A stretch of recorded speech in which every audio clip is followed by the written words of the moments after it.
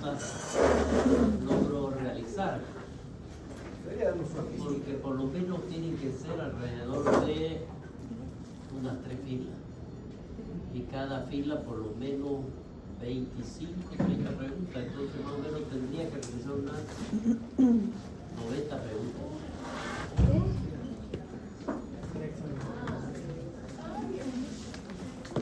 Dentro de lo que habíamos visto, ¿no?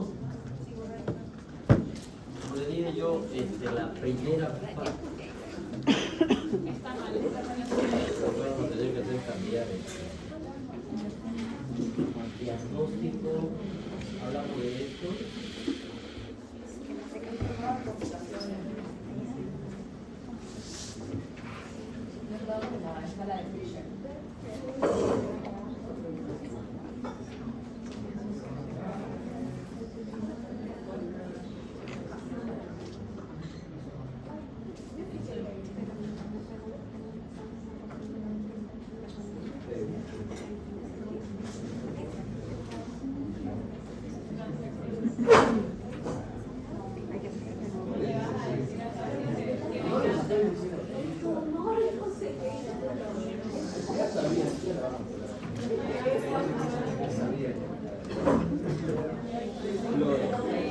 ¿Hemos visto todo? ¿O es que no sé cómo es?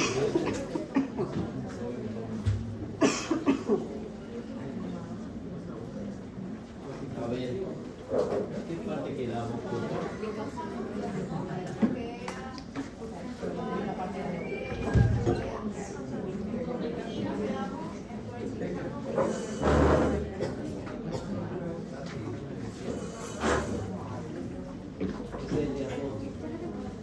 Habíamos hablado. Sí, esto lo vemos. Sí.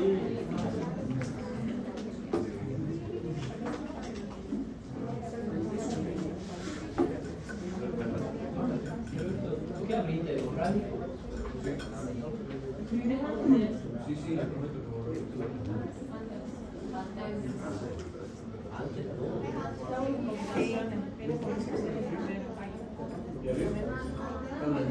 Una antes. 27. Sí, verdad, estamos hablando de ello. Bien, cuando hablamos de las complicaciones en sí, una de las primeras que nosotros tenemos que identificar es el resangrado.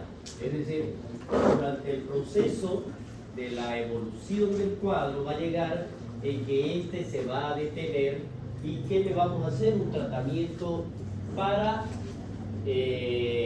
solucionar el problema básico, es decir, el sangrado. El paciente en el proceso de recuperación puede volver nuevamente a resangrar en ese mismo sector. Pero eso, ¿por qué va a ocurrir? Miren ustedes, estos son uno de los principales, diría yo, desafíos terapéuticos dentro de ella. ¿Y cuál sería la única forma eficaz para nosotros evitar o prevenir esta complicación? Sería realizar en primer lugar una cirugía precoz, primero, o realizar un procedimiento endovascular. Y eso ya significa un estudio de mayor complejidad o un proceso terapéutico de mayor complejidad dentro del mismo. Para eso entonces tendría que dársele esa solución para evitar este resangrado. Cuando hablamos del vasoespasmo, esto ya es por estrechamiento de las mismas arterias intracraneanas. Y si hay un estrechamiento, entonces ¿a qué me va a llevar esto? A un proceso isquémico. Y eso vendría dentro de más o menos entre el 4º y el 14º día. Y vamos a ver aquí que el diagnóstico para esto, miren, esto sería más o menos, porque no es específicamente esto. Hagan de cuenta de que este sector es el sangrado. Cuando ocurre un vasoespasmo de ese sector, me va a dar una isquemia, que sería esta de acá. ¿Ya? Eso sería lo que nosotros vamos a identificar claramente. Entonces, ¿cómo es que nos vamos a dar cuenta de esto? pues por la sintomatología de nuestro paciente que no ha cedido a pesar del tratamiento específico, y además de eso, la forma que nos recomiendan realizarla es mediante un ecodoppler. Como habíamos visto nosotros, lo que va a ver exclusivamente el vaso. La hidrocefalia, ¿por qué se va a dar? La hidrocefalia se da principalmente por el cierre de los conductos por el cual se tiene que eliminar el líquido ventricular. El líquido ventricular en cada uno de los ventrículos, eso no se está provocando, no se está produciendo. Entonces, ¿qué es lo que va a llevar a esto? A que este aumente de volumen en el espacio ventricular.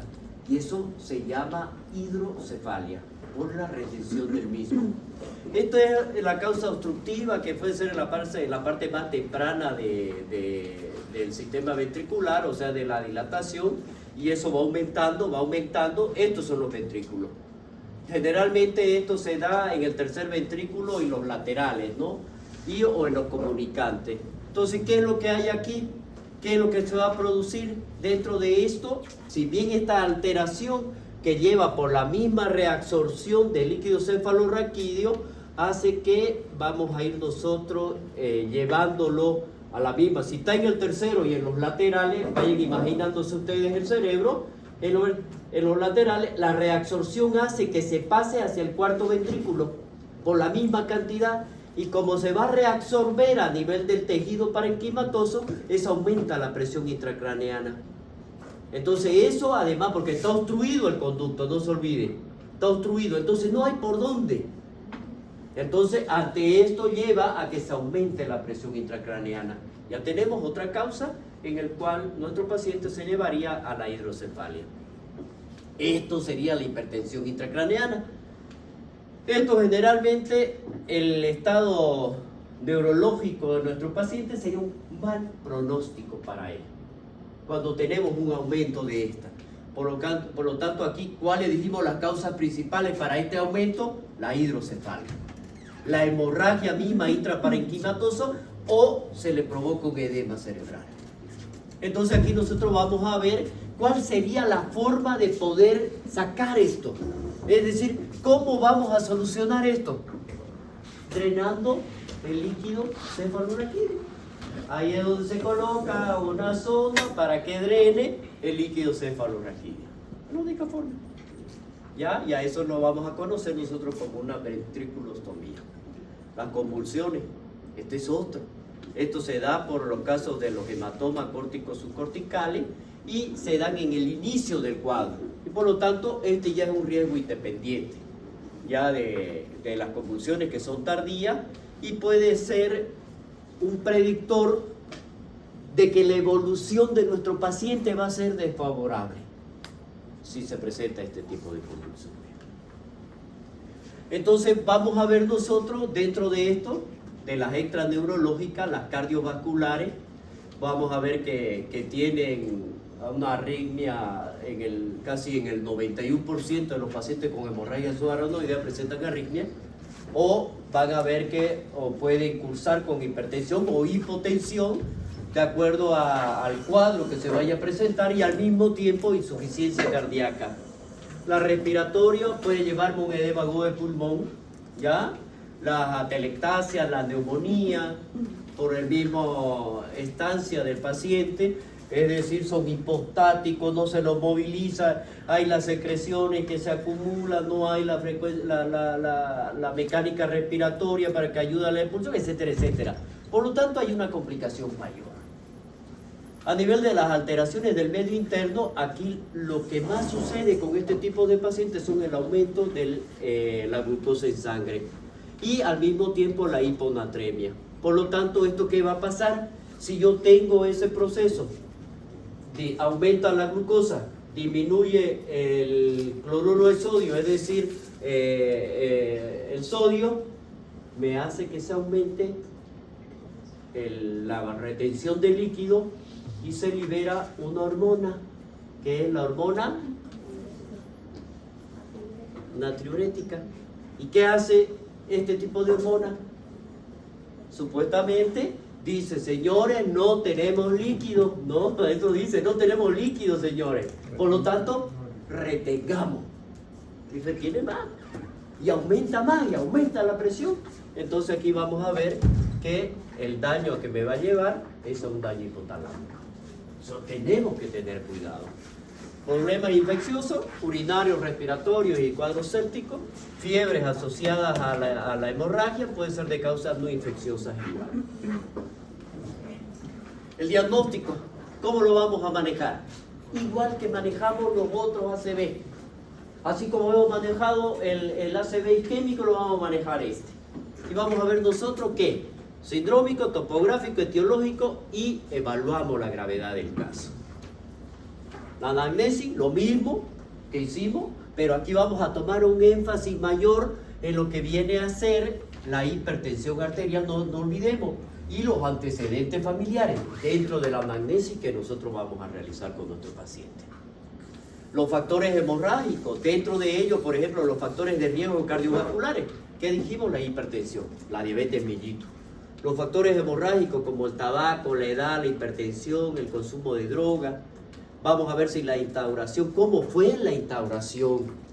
¿Cómo fue la progresión? ¿Qué estaba haciendo el paciente? No se olviden ustedes que el hemorrágico se da cuando el paciente está vigil, está despierto. El isquémico no. Entonces, y el hemorrágico se lo asocia a un esfuerzo físico. El isquémico no. Entonces, esto es muy importante para que vean qué estaba haciendo en el momento. ¿Ya? Aquí uno de los primeros que nos manifiesta el paciente, ya dijimos cuando hablamos de los signos y los síntomas. ¿Cuál era? El primero, cefalea intensa, que no cede con nada y aumenta, va aumentando la sintomatología. Si había una hemiparesia primero, después se transforma en una hemiplegia. Si hay una disartria, pues después ya el paciente no va a poder ni hablar. O sea, va aumentando en intensidad y en progresión del caso. Vamos a ver acá, dentro de la exploración física, la exploración general, lo mismo que hicimos en el otro. Vamos a hacer pulso, frecuencia cardíaca, frecuencia respiratoria, la presión arterial, pulso, simetría. Vamos a observar si no hay soplo carotidio, eso para hacer la diferencia. Vamos a escucharlo, si hay arteriopatía periférica, fondo de ojo, exploración neurológica, nos va a orientar a un diagnóstico topográfico, es decir, del territorio, si fuera carotidio o vértebro basilar. No se olviden, y aquí nosotros realizamos nuestra famosa escala de Glasgow, siguiendo este orden. Entonces, aquí nos va a orientar mejor. ¿Qué dijimos que era imperativo realizar? Lo primero que tenemos que hacer, nos llega un paciente con todas las características de un ACV, ¿qué vamos a pedir primero? Tomografía. No vayan a pedir radiografía porque no le va a dar nada. Pidan una tomografía simple. Le va a decir, ¿es isquémico o hemorrágico? Hemorrágico, señor, mandémoslo de una vez a quirófano. Ya. Es eso. La resonancia en caso de que yo tenga duda. La arteriografía para identificar dónde está el sector y qué arteria es para realizar la embolectomía.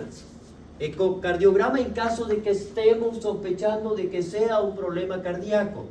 Y un electroencefalograma para ver si está vivo el cerebro. Claro, para ver la función.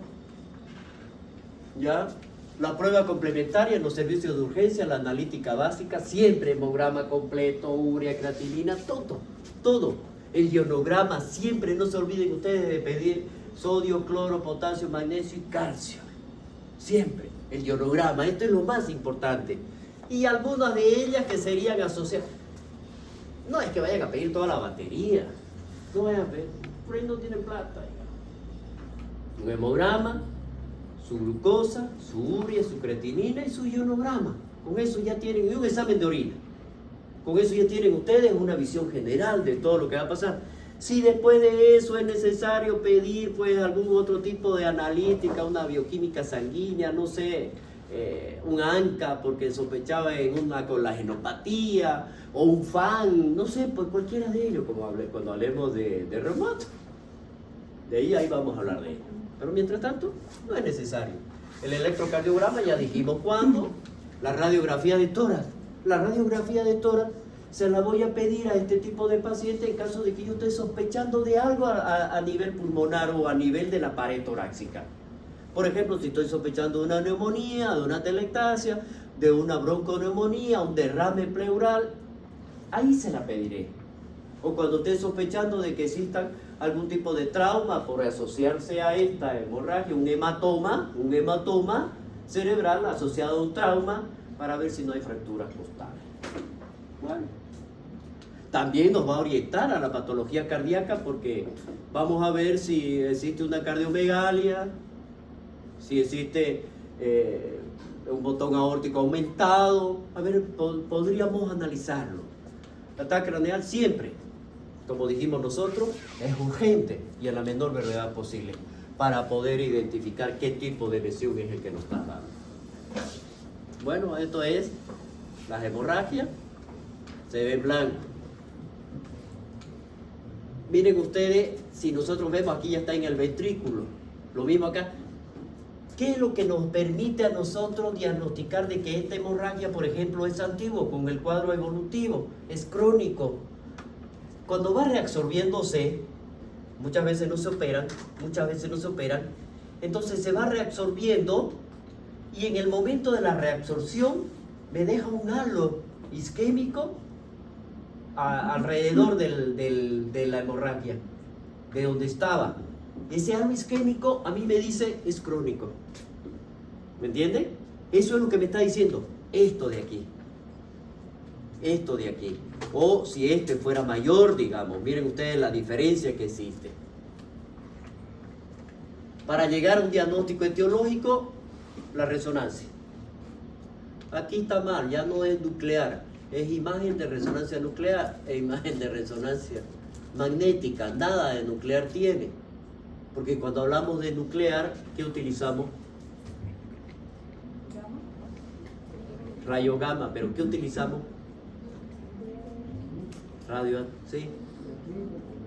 Radioactivo. Utilizamos un isótopo radioactivo. En este caso utilizamos el tecnecio. Bueno, podemos utilizar cualquiera, digamos, ¿no? Pero utilizamos un isótopo radioactivo. La resonancia magnética no utiliza gadolinio y no es radioactivo. Por lo tanto, ya le quitaron, no es resonancia magnética nuclear, no es. Es imagen de resonancia nada más. ¿Ya? Este es importante, ¿por qué? Porque me va a permitir identificar si existe o no existe algún tipo de patología a nivel de las arterias, porque puedo hacer una angioresonancia. Puedo identificar qué tipo de alteración es la que vamos a tener, o cuando tengamos una tomografía que no es muy clara, entonces ya podemos nosotros asociarla a ambas y de esa forma podemos pedir también ahora la angiotomografía, que excelente, funciona muy bien, la punción lumbar. Esto hemos dicho nosotros cuando nosotros sospechemos de que se trate de una hemorragia subaranoidea. Y cuando no tengamos los datos, ¿cuándo lo vamos a hacer? Si en la tomografía es negativa. Me sale la tomografía, pero la sintomatología es de una hemorragia subaranoidea. Entonces tenemos que hacer punción, sí o sí. Para poder ver, ante esta sospecha, realizamos la punción. Prueba de los 3 tubos es 1, 2, 3 y vemos la coloración en cada uno que va aumentando. ¿Ya? Aquí debe permanecer hemático con sobrenadante amarillento. Bueno, estas son las características. ¿Ya? El ecodoppler, ya dijimos, ¿para qué es en la anterior? ¿Para qué nos sirve? Para valorar la circulación intracraneal de una manera no invasiva. ¿Qué significa? ¿Quién es el que me valora la circulación intracraneal? Una arteriografía, que sería el gold estándar, es decir, la prueba de oro, ¿no es verdad? Pero no aquí. Vamos a hacer un ecodoppler que me va a dar casi similar a una arteriografía y me va a ver la función. La otra me da anatomía, pero no me da función. Este me da función. ¿Ya? A eso se refiere. Y no invasiva. Vamos a ver estenosis en las principales arterias. Vamos a ver si hay un corte de derecha a izquierda, una comunicación, un shunt de derecha a izquierda mediante las técnicas con burbuja. En este caso del accidente cerebrovascular agudo, La prueba complementaria para llegar a este diagnóstico etiológico, como le dije, primero tendríamos que tener una prueba de oro que es la arteriografía. Es la de elección en el diagnóstico sindrómico y topográfico de la hemorragia subaranoidea. Para eso nosotros tendríamos que valorar la patología vascular. Para eso nos va a servir cuál es la causante de esta hemorragia. ¿Ha habido una malformación arteriovenosa? ¿Hay un aneurisma de estas arterias? O si para el mismo tiempo nos va a permitir para realizar el tipo de cirugía. En esta estenosis carotidia, la cual se confirma con esto, y sabemos a dónde vamos a ir. Con la arteriografía sabemos a dónde llegamos. Eso es muy importante con este estudio. Bueno, es esto, miren. Es clarito, pues quién no se va a dar cuenta, ¿no? ¿Dónde están, digamos? Y eso es lo que se ve. Los angiomas son tumores a nivel de las arterias, que también nos permite identificar, aunque aquí no se ve claramente en este estudio, pero ya me está dando alguna sintomatología de un aumento de la densidad.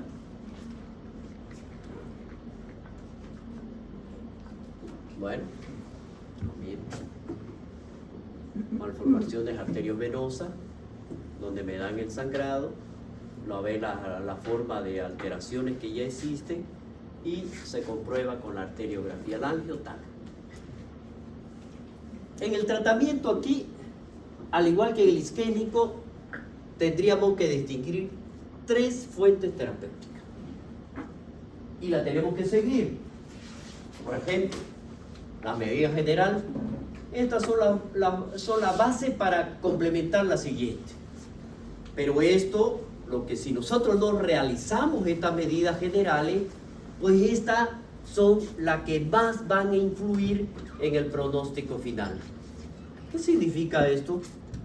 Si nosotros no hacemos nuestras medidas de una manera oportuna, el pronóstico va a ser totalmente diferente al pronóstico que yo realizaría si las medidas generales las hacemos de una manera rápida. Es decir, van a ser rápidas, van a ser totalmente diferentes. Por eso depende de ello. Son las mismas para todos los tipos.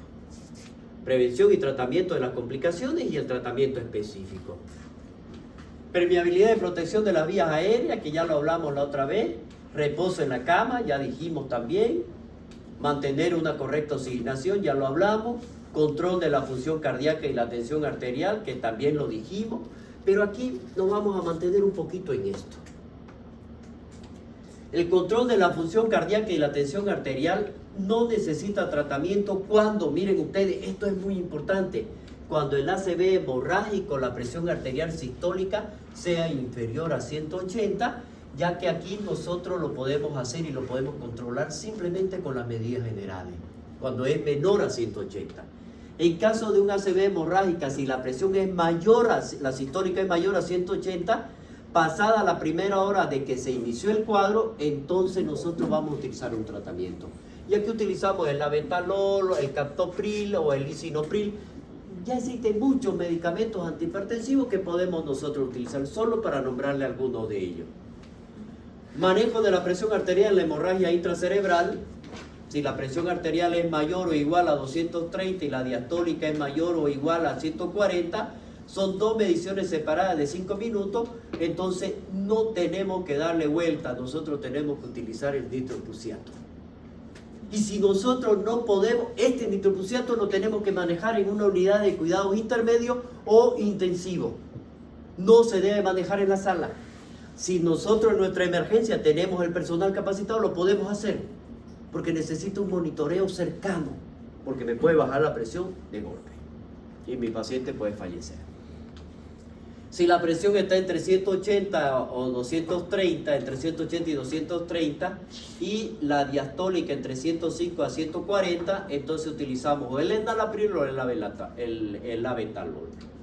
Vamos a ver aquí que se lo hace en bolo, es decir, cuando hablamos de bolo es una jeringa de 20 o de 10 o de 15 o de 50 y lo inyectamos directo, lento, pero en bolo, a eso se refiere, y lo vamos a mantener. Pero si la presión arterial, miren ustedes, es mayor o igual a 130 en las 2 mediciones separadas, mayor a 20 minutos, entonces utilizamos nosotros un diltiazem, un lisinopril, que podemos ver, o un verapamilo.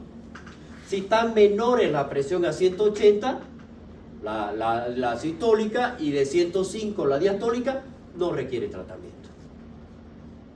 Entonces, vamos a ver nosotros, de acuerdo a este cuadro, que es, generalmente esto se maneja de acuerdo a la clínica del paciente. Vamos a ver nosotros de acuerdo a la evolución de cómo está yendo mi paciente. Sí. Incluso el doctor, el microsuciato que dice solamente va a ser en caso entonces de esté por encima de esa presión. Claro. Eso necesita que ya nosotros manejemos rápidamente, porque hay que disminuir rápido la presión. ¿Con monitor? Sí, sí o sí. Sí o sí. En Sí caso o de sí. emergencia que no existe el monitor, tiene que haber incluso un personal que esté. Se valora riesgo y beneficio. Si no tengo monitor y mi paciente se va a morir igual, entonces valoro riesgo y beneficio. El riesgo sería el que baja muy de golpe, ¿no? No importa. Valoro riesgo-beneficio. O sea, tengo que controlar la presión arterial, tendré que medir ahí, poner a un interno que mida la presión cada 2 minutos. O sea, de alguna manera me la tengo que ingeniar para poder bajar la presión, porque voy a valorar riesgo-beneficio. ¿Cuál es el riesgo? Que se muera. El beneficio, que lo mantenga. ¿Se va a morir? Sí, se va a morir. Pero si hago algo, no se muere, ¿no es verdad? Más vale, como decía mi profesor de medicina interna, más vale hacerlo que no hacerlo. Pero siempre con cuidado, siempre con cuidado. Siempre valore riesgo-beneficio. El riesgo y el beneficio que voy a tener. ¿Qué riesgo? ¿Se puede bajar la presión? ¿La puedo subir? Sí, la puedo subir. ¿Y el beneficio? Que lo puedo salvar. ¿Cuál es el riesgo si no hago nada? Se va a morir. ¿Y cuál es el riesgo si hago algo? ¿Se puede morir por la hipotensión? Sí, se puede morir, pero igual se va a morir. Esos son los riesgos que ustedes se tienen que plantear. Entonces, lo van a llevar preso, magnífico, lo van a meter preso. Pero usted hizo lo que debería haber hecho, porque están en los protocolos y aquí están los libros, señores. Esto me dice a mí, ¿va a estar preso? Sí, voy a estar preso, pero voy a salir. ¿Claro? Es verdad, por eso es así. Si aquí lo meten preso a uno antes que le demuestren que si es o no es culpable, así que igualito lo van a meter preso. Va a decir, es negligencia médica. Eso me ha tocado harto luchar por eso, ¿verdad? Bien, mantenimiento del balance hidroelectrolítico, esto es valorar, ¿no? ¿Está necesitando o no está necesitando? ¿Qué? Porque nosotros tenemos que mantener el flujo cerebral. Y al mantener el flujo cerebral, tiene que ser con volumen. Sin volumen no hago nada. Entonces tengo que evaluar el equilibrio hidroelectrolítico. De ahí ya cuando hablemos nosotros de equilibrio hidroelectrolítico, que es un tema, vamos a ver estos casos, que vamos a ver cuánto es lo que se necesita en el aporte diario, cuánto de glucosa necesitamos para mantenerlo con energía, etcétera, etcétera. Tenemos que hacerlo. ¿Control estricto de la glicemia? Sí, porque no se olviden que me da hiperglicemia. Y por lo tanto, si yo tengo que evaluar para disminuir mediante la utilización de insulina, lo hacemos, digamos, de acción rápida sí, por eso lo hacemos. ¿Ya? Mantener un balance nutricional adecuado, sí. Cuidado, no se debe olvidar de darle alimento. Y ahí es donde se utiliza la alimentación parenteral, ¿no es verdad? Enteral. Si el paciente necesita o no necesita este tipo de alimentación, ya sea por sonda nasogástrica o ya sea mediante catéter. Entonces vamos a evaluar cuál va a ser el poder nutricional. ¿Podemos mantenerlo con sonda nasogástrica para darle su alimentación o tendría que ser mediante una alimentación parenteral? Eso va a depender, ¿no?, de cada uno. Generalmente en este caso, cuando administramos por sonda nasogástrica, eso va a depender del nivel de conciencia de nuestro paciente. ¿Ya? El tratamiento de la hipertermia y de las infecciones, pues aquí si hay hipertermia, o damos dioxadol o paracetamol, dependiendo, ya, y si hay proceso infeccioso, pues damos el antibiótico que corresponda. Si es una neumonía, una bronconeumonía, le damos ahí. Reposo en la cama, ya dijimos. Prevención de las úlceras por presión, esto hay que moverlo, hay que movilizarlo, porque estas escaras son tremendas. Generalmente es a nivel sacro. Cuidado de las vías urinarias, se coloca una sonda vesical, pero al mismo tiempo hay que evaluar, esta nos va a servir con doble propósito, para mantener la vía permeable y también para medir el ingreso y egresos. ¿Ya? La sedación ante la agitación psicomotriz, si fuera necesario, pues en este caso lo que tendríamos que evitar nosotros son las benzodiazepinas porque lo deprimen mucho, porque tiene una acción a nivel de los receptores benzodiazepínicos que están a nivel neuronal y se fijan mucho y no permite su liberación, entonces lo mantiene mayor tiempo sedado. Entonces mejor dar otro más suave que es el haloperidol. En caso de cefalea podemos dar cualquier analgésico. Prevención y tratamiento de las complicaciones. En este caso, los pacientes empeoran en las primeras 24 o 48 horas por las complicaciones que hemos nombrado y las complicaciones hidroelípticas y metabólicas, ¿no? Que son las más frecuentes, la hiponatremia, la hipovolemia. Vamos a ver nosotros aquí las hemorragias subarachnoideas. Una de estas sería las alteraciones del volumen intravascular y de los electrolitos. Ya en estos casos, ¿qué es lo que nos permite hacer nosotros? La hipomagnesemia, por ejemplo, para eso pedimos nosotros el ionograma. ¿Qué dijimos que hay en el ionograma?